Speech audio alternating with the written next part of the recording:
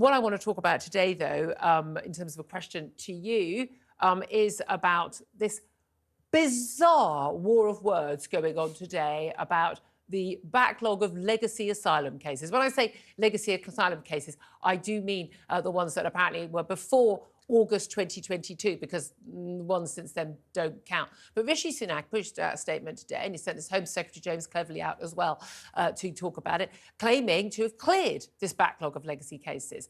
But some 200,000 cases are still outstanding. There's 17,000 people who've just disappeared off the system. No one knows where they are. I just want to know what you make of this claim, bearing in mind the government is saying this is a big victory. Labour are basically saying it's false. They've used the word false. So I want to know, is this a victory? Is this a failure? Tell us why you think what you think as well. Give us a call on 0344 499 1000. I would love to get you on air. You can text on 87222, or you can get in touch on X at TalkTV. Calls, of course, are charged at the national rate. Text costs £1, standard network rate message. Let's get down to the business of this, though. Tom Slater, I mean, I'm always flabbergasted that the government keeps thinking, let's talk about migration again, and, you know, trump how well we've done, and then thinks it's going to work out for them. Who is doing their PR management? Well, exactly, because this kind of spin of numbers, this kind of, oh, when we said process, we didn't say completed, and all these kinds of and the legacy ones until August 2022, not the ones since. Like legacy makes it sound like they've been knocking around for 20 years or something. So it's, well, to be fair, they probably will in the end. Oh, indeed. I mean, it's taking people for fools. But what I don't understand, especially in the social media age, especially when you've got also a climate in the media which is hyper-sceptical of everything that's coming out of this government. I wonder why. The fact that this claim had barely got its boots on before it had been debunked, and that had, and the it was claim called had become misleading the by the story, Refugee Council, false by Labour. I mean, bearing in mind, OK, so there have been some victories, inverted commas. Small boats from 2023 down a third on 2022, still the second highest ever. So, I mean, ew, well done. It's still terrible. OK, let's go through the numbers that were claimed. I'm going to be testing you at the end of this, by the way, everybody. So get your pens and papers out and try and keep track of what I'm saying here. In December 2022, the Prime Minister pledged to abolish the backlog of more than 91,000 outstanding legacy asylum cases, i.e., older than June 2022, not August 2022, but they do it by the end of last year. They've now claimed that backlog has been cleared, and another 20,000 other applications since June 2022 have also been decided. So it's an amazing 112,000 cases cleared. Now, given that actually, you know, they've cleared in the last few months more than they did in the entire year of 2021 and 2022, you think, OK, they've hired more people, they're getting on top of it. However, 4,500 of those have been reviewed but not decided because they're a bit difficult to decide because there are disputes about they're claiming to be a child asylum seeker, they think they're an adult, or they're pregnant, or something like that. There's also a backlog of another 98,000 that aren't in that legacy backlog.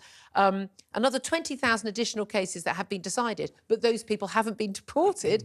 Are you keeping up at the back? Are you keeping up? And another 17,000 applicants whose cases have been withdrawn in the past year. Now, is that because they've decided, you know what, I think I'll just go home to Eritrea or Somalia or Syria? Or have they just known they're going to lose it, disappeared into the system and not bothered with the paperwork? I mean, victory or failure, Tom? What do you think? Well, when you actually break it down, it's not a picture of success, is it? And I think that's the one thing that the government really needs to recognise, is that people are incredibly sceptical of all sorts of things they claim. But also now they're really taking the public for fools. There was that tweet from James Cleverly, the Home Secretary, over the Christmas break. I think he said it was the first Christmas ever in which there wasn't any crossings on that particular day. Given there were gale force winds around that time, that's not entirely... So we're at the point now where the Conservative government is taking credit for the weather.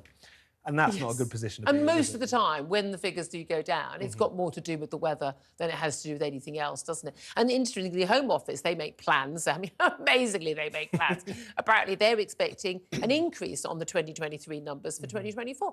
I mean, is there any sense? I know we've got the battles in the House of Lords, House of Commons, and in the courts over the Rwanda policy. But again, even if they get the Rwanda planes off, even if they sent one every single day, it wouldn't touch the sides of the number of people we've actually got in the country who want to be here, who we don't think have a right to be here, most of us, and frankly, most people don't want here. I mean, I know you're rather more liberal on this than I am, but most people in this country, and including quite a lot of the the lefty liberal Islington dinner party set who talk the talk, but they don't.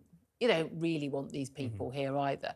Do you think there's any chance of the government getting to grips with this before the next election, whenever it is? Well, it seems incredibly unlikely because of what you've just sketched out, insofar as even if the Rwanda policy gets off the ground tomorrow, even if they suddenly, set up a few more RAF bases or a few more Bibi Stockholms, this is barely really going to dent anything. Today's arrivals, this backlog. And the stories that we're getting time and time again in terms of people who are, again, being able to make it into the country, not legitimate asylum seekers, where there is genuine public concern about. You see that in the polling and so on. But it's quite clear that this has become a route for illegal migration. We saw that with the Albanian situation, where you had all these people coming in from what is nominally a safe country. And it was obviously clear in that case that organised crime were just using it as a way to funnel people into work in the black market and so on. This is clearly something that needs to be tackled, but the government have no grip on it whatsoever. And when you're in a situation where you're reduced to this kind of creative accounting, over-claiming, you've already lost the narrative. We don't like being treated like we're idiots.